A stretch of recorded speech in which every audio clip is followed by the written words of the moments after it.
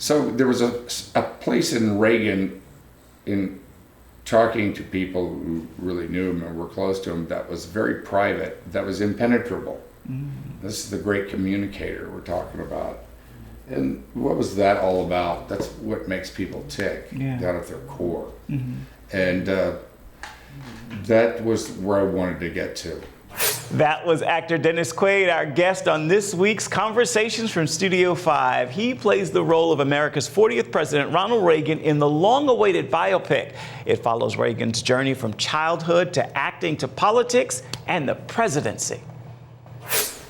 So let's begin with, what does this role mean to you? You've been busy, but now you get to play Reagan. What does this role mean to you? Oh, thanks for talking to me. Of course.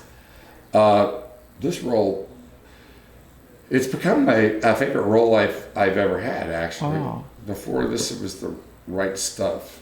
I have a different way of judging my movies than I do, because I judge them by the experience that I had while I was making them, you know. And Reagan was a hero of mine. I voted for him twice, and he was like everybody's dad. You know, for better or worse, you know, back then, you know, a lot of people call him a warmonger, and, you know, was actor, you know, Bedtime for Bonzo, and, you know, that he was a lightweight, but he was a real heavyweight, and he won the Cold War. He it really meant a lot to me in my life, for all of us of that generation, and for the generations today. And playing him was the challenge of my life. Challenge. What was the hardest part? The biggest challenge of playing Reagan was getting down to him as a person. You know, not the hero that he was to me and so many people. And that's kind of warts and all, you know, because that's who we are. When I played a lot of real people in my life. You know, I played Gordon Cooper in The Right Stuff. I played Doc Holliday. I played Jerry Lee Lewis. I feel a responsibility to play them from their point of view, because that's how we live our lives.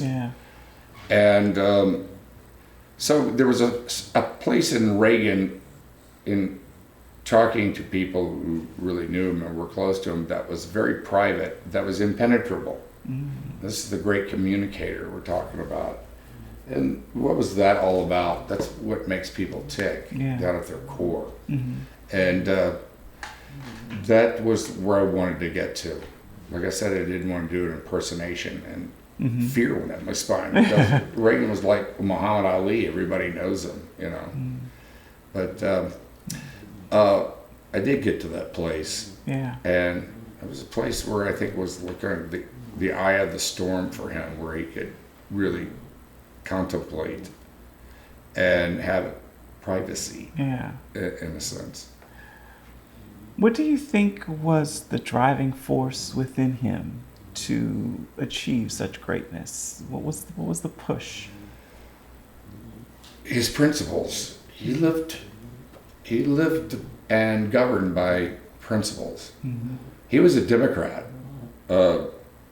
You know, a Franklin Roosevelt Democrat, up until like 64.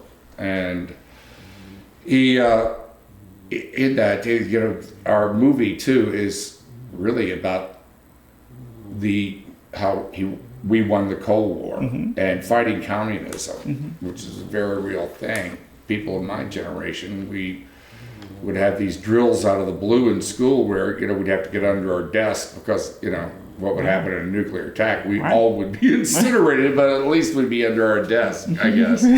So, but it was a very frightening time, and nuclear war almost happened so many times. And it was, you know, going to happen in our lifetime. And Reagan, by principles, is the way that he wanted. And that meant sometimes as a leader making unpopular decisions, but the right decisions. Did your paths ever cross? No, I saw him in, I was playing golf in LA one time, and I saw him in the other fairway. This is after he was president. Oh, wow. He was well into his 80s, maybe in 90, and he could really hit the ball. He was always in good shape. So you saw him, and you remember that for sure. Oh yeah, it's etched in my memory. Like I said, he was my favorite president. Yeah, he really was. And to everybody that he wasn't their favorite president, he was everybody's dad when he was president. At least the baby boom generation. And that meant for better or worse, you're either rebelling against your dad or you idolize your dad. Absolutely. And sometimes both. Yeah. Knowing what you know now, having played the role, how would you compare the Reagan family to the Quaid family? Come to find out we were similar in many ways. I didn't see myself as Reagan. I didn't think I looked like him and sounded like him, anything like that. And then but we both have sunny dispositions, I think, down at the bottom of things. And he was an actor, and that was kind of a way in for me too, because being an actor, I got to realize that Reagan in his acting career never got to where he wanted to get to. He was relegated to B movies by Jack Warner, the studios. It was like John Wayne already filled that part. Yeah. And then his career was really kind of on the way down when he and Jane Wyman got married.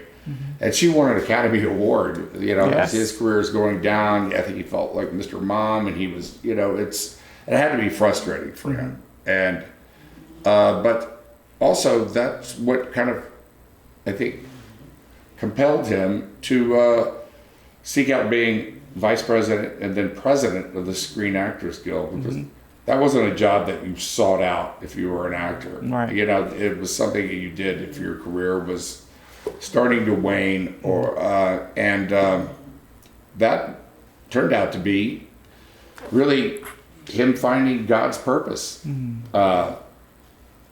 for him on this earth, which was his entry into politics. Tell me about finding the voice, because Reagan had such a distinctive voice, and I can imagine that had to have been weighing on your mind. Yeah, well, that and the way he walked, and all the physicalities of him that everybody knows. And I was lucky because they got the part, they offered me the part in 2018. We didn't start shooting until COVID in 2020. Great time to make a movie. And it was, I basically talked like that for a year. Really? to my family's, they had to put up with it, I guess. But, and also it was, so I watched a lot of YouTube. That's really great. Great research source. But Reagan also, in earlier life, he had his voice was very much higher. It was way up here, and it wasn't until about the time that he was president that, it comes down to where you slow down and you talk slower. So it's still easy to go to. Yeah, the well was, it was a way of, I think, him having a millisecond to kind of think about what he was going to say. Yeah. You, in this story, explore more of his faith than people are probably used to seeing. Well, it's because it was such a huge part of his life. It was an everyday part of his life, starting from as a young boy. And, he even made the decision on his own to be baptized at that time. And, something that really was, he walked with every day. His mother was his rock. Yeah. That's another way that we're very similar. And he had an alcoholic father, which is kind of similar to, and that does something to a person, and you need a rock. And he found that early on, and certainly got out to Hollywood, and that can lead you all kinds of ways. Indeed. Yeah, it does. And, we live in the world and we're human. That's, God knows that. We're going to go out and see what the world holds for us, That means jumping over fences sometimes, I think, until you realize, hey, I'm not going to jump over the fence anymore. And, he had that too. And, he was a very human person. He was the first divorce president that we had, by the way. And he changed over the years. But faith was certainly during his presidency is something he really relied on. They tried to assassinate him early on. Hinckley, 3 months into his presidency. And he himself said that, my life is no longer my own. There's a lot to do, and from here on out, I'm living it for the man upstairs. This is also a love story. Yes, it is. It's very, it's at the core of our movie is the love story between he and Nancy, which was very real and very rare. Actually, how close that they were. He wrote her love letters like every day, a little note or whatever, even when he was in the hospital after the assassination attempt, actually. And I don't think there would have been a President Reagan if it wasn't for Nancy. Wow. Not that she was the puppet master like they used to portray, but just that's what, a great relationship that, that also got as president. It's a strength of that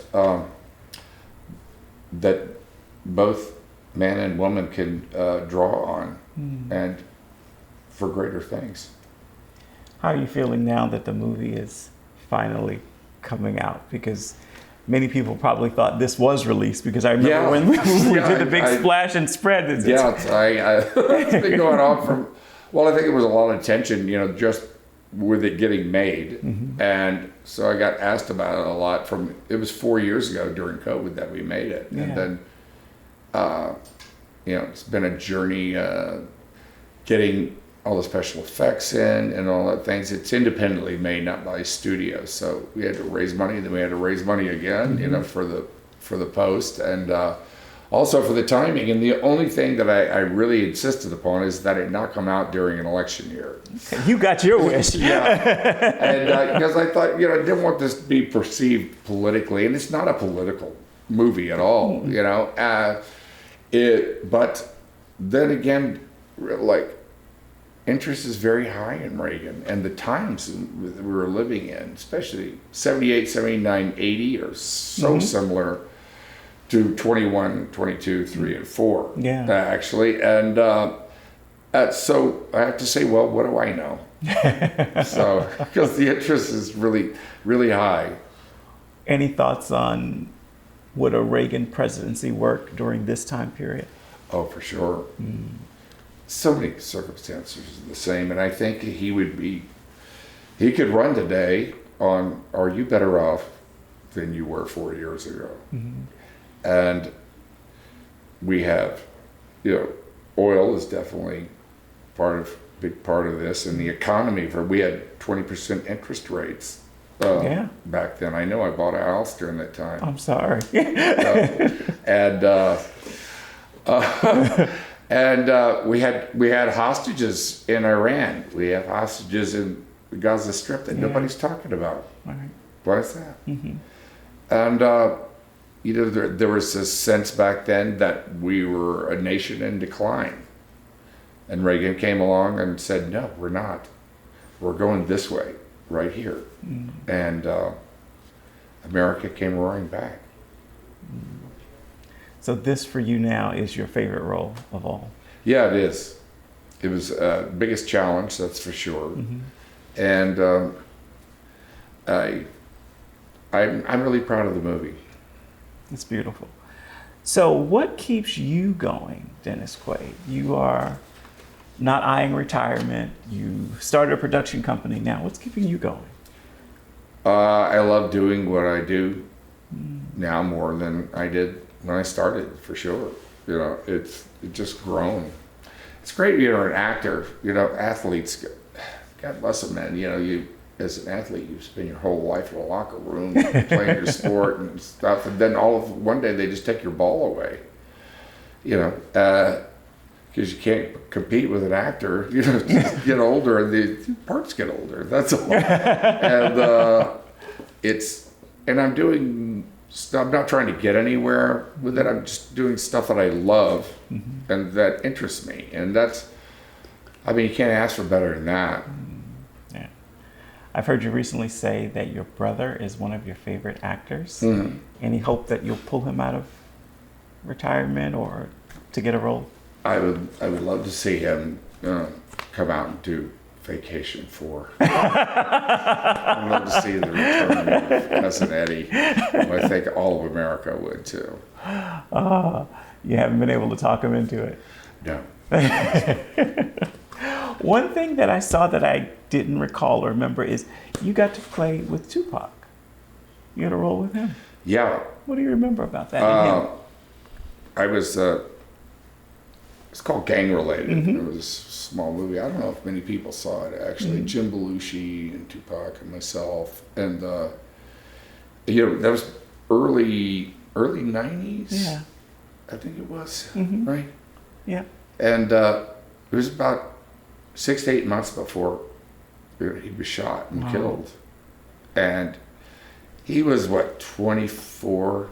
And he was, I mean, putting the two of us together was, you know, not like it, you wouldn't just think of it right off the bat. I barely knew really who he was. I knew who he was, but I really was not into, you know, hip hop culture and everything. For me, it just and here comes Tupac, and the two of us just like really clicked, you know.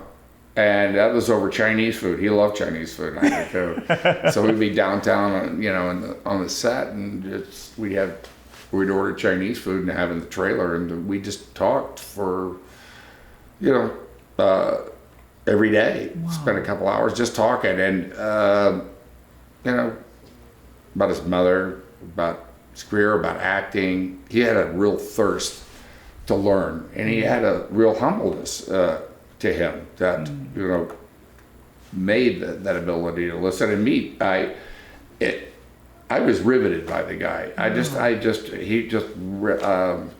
He taught me a lot, and you know, just confirmed a lot of things in life. He was such a poet, and it really hit me when he got shot. I can imagine. And what could have been, really what could have been. Indeed. Yeah, I think he could have been a great unifier. Back to the film, one of my favorite scenes is when Reagan is being asked to stop riding his horse. I just can imagine the sensitive nature of that for Nancy to know that this is coming in for. We're really realizing we're at the end here. What was a favorite scene for you in the film?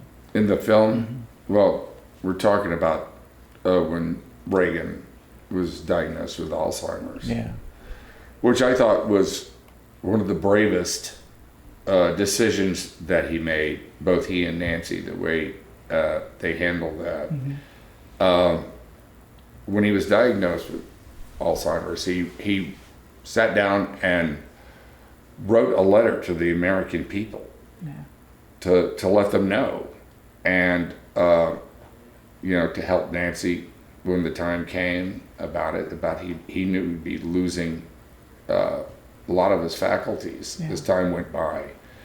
And back then it seems like kind of an easy thing then because of social media and everything that we have. Everybody tells everybody everything. Yeah. That was a very sensitive subject back then. And, you know, that took courage to do that, and brought a light to Alzheimer's. And I would like for this movie to again shine a light on that. because they're easier. It's an easier cure than cancer, I believe, and I think we're getting there. And my generation, the baby boom generation, there's more of us than anybody else, and you know, it's I think in our generation it could be solved, because it's devastating not only to the person but to the families, and I think it was special the way he handled that. Agreed, 100%, 100%. And we get a nice slice of life. I mean, we get early, we get a lot. Yeah, it's his whole life. It covers from the boy in Dixon all the way to him writing the letter to the American people in retirement. And I play him from about the time that he was 35 or whatever. That AI is kind of like sometimes a good thing.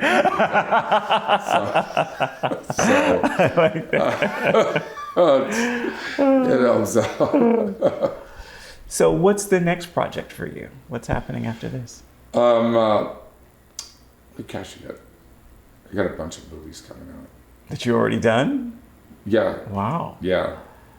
One called The Substance with Demi Moore, Margaret Qualley. And another one called Sovereign, which is about sovereign people, you know. And this is another true story, Sovereign is. And I just played a serial killer for, what do you do after Reagan? You play a serial killer. A real one, the Happy Face Killer. Which I'm not really like drawn to play serial killers or whatever, but this is a unique story because it's the story of a father and daughter. He was this guy, he killed 8 women over a period of 5 years. He was a trucker, but he was a doting father, and the relationship that he had with his daughter is how do you put all that, reconcile that, you know, with your dad and this monster. And it's very much about their relationship now. And she's gone out to help other families who are children of, or families of these sick people that do these things, because it affects everybody. Absolutely. Yeah, victims. And but it's interesting in that way. A story worth telling. I didn't go and meet him because I didn't want to give him any kind of the credit. But still, that's my job is to portray humans, human nature, our best and our worst. Where did the acting bug come for you? Probably from her dad.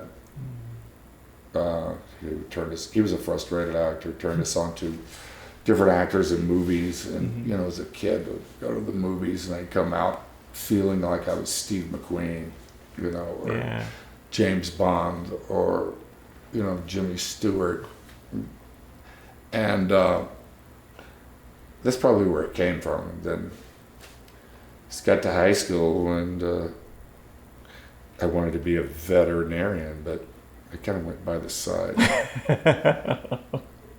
Well, the world is glad you went to be an actor instead. I can still be a veterinarian. I can go back to school. Put it in between movies. Thank you so much. Thank you. Appreciate really it. Good to see you. You too. Thank you. All right. Reagan is available right now. We want to thank you so much for joining us for this week's edition of Conversations from Studio 5 and making this your weekly destination for uplifting interviews with a strong focus on faith. For more information on the show, be sure to check out our Facebook page. You can also find us on Instagram simply by searching Studio 5. Hope you come back right here next week and join us again for the podcast.